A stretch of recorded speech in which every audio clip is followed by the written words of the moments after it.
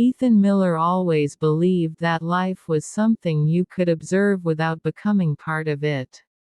He liked standing on the edges, watching conversations instead of leading them, listening instead of speaking, analyzing emotions instead of risking his own. From a young age, he told himself that distance was safety. If you didn't step too close, you couldn't fall too hard. He worked as a freelance videographer in a quiet Oregon town, capturing moments for other people, weddings, documentaries, local interviews, while keeping his own life carefully minimal. He filmed smiles, pauses, silences, and unspoken emotions, but he never allowed the camera to turn inward. That balance began to shift the afternoon he met Claire Anderson.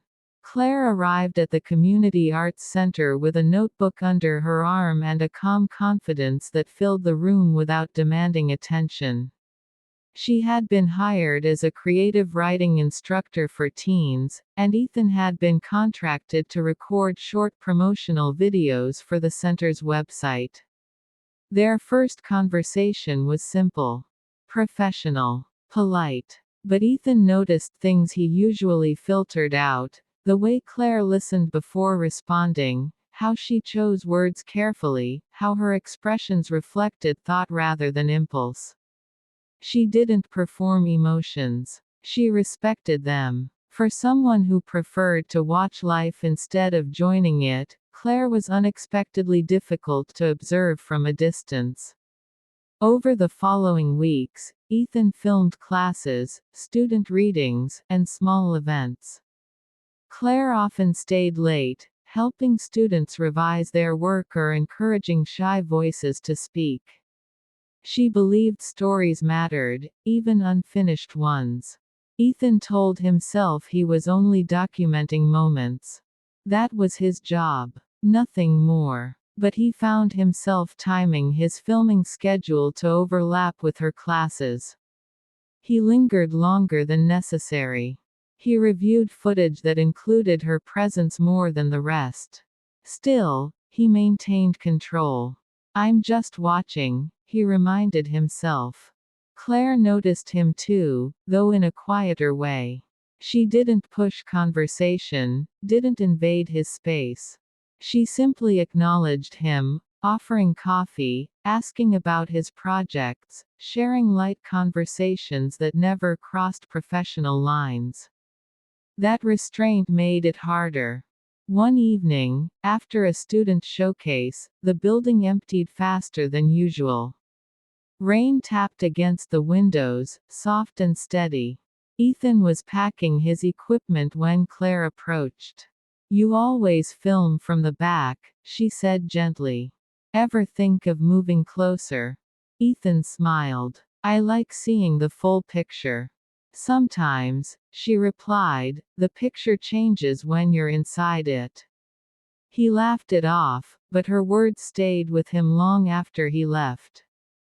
Days turned into weeks. Their conversations grew longer, still clean, still respectful, but filled with something deeper: curiosity, understanding, unspoken questions.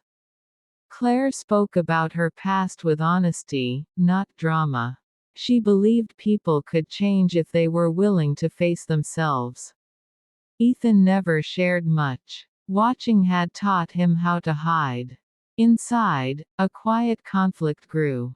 He enjoyed being near her, learning her perspectives, feeling something unfamiliar, a pull toward connection. But fear followed closely behind. He had seen how emotions complicated lives. He had filmed heartbreaks. He had edited footage where smiles faded when the cameras stopped rolling. He didn't want that. So he told himself again, "I just want to watch. Not fall." The moment that tested him came unexpectedly.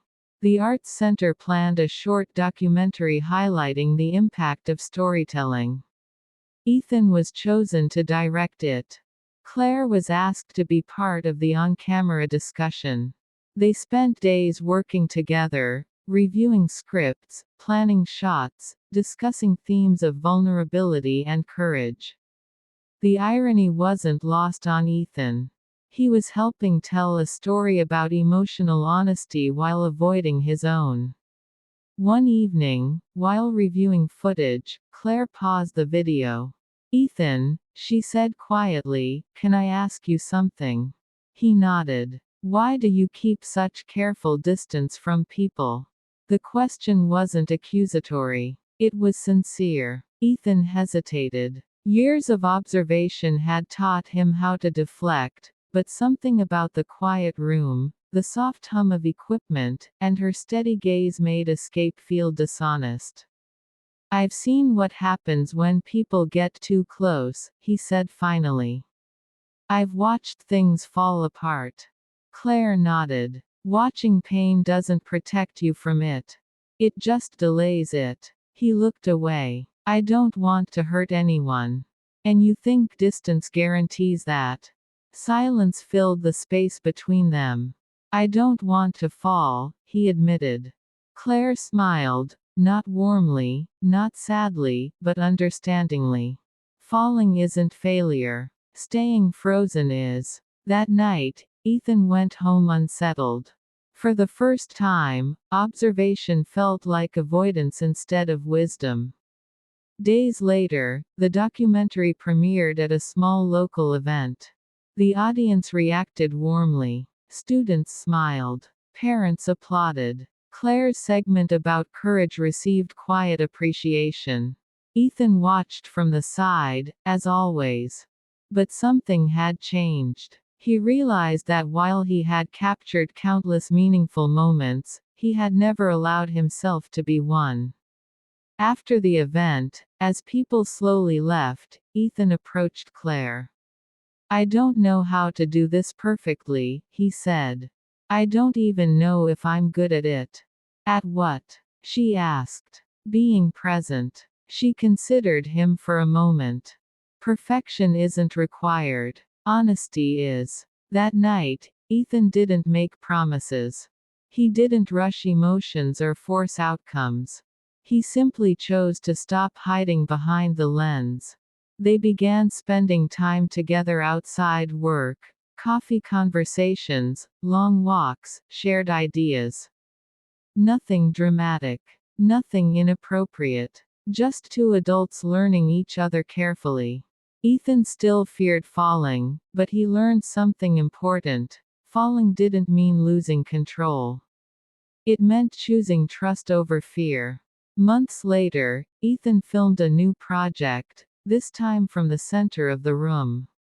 His camera angles changed. His storytelling evolved. So did he. He never stopped observing life. But he stopped using observation as a shield. Because some moments aren't meant to be watched. They're meant to be lived.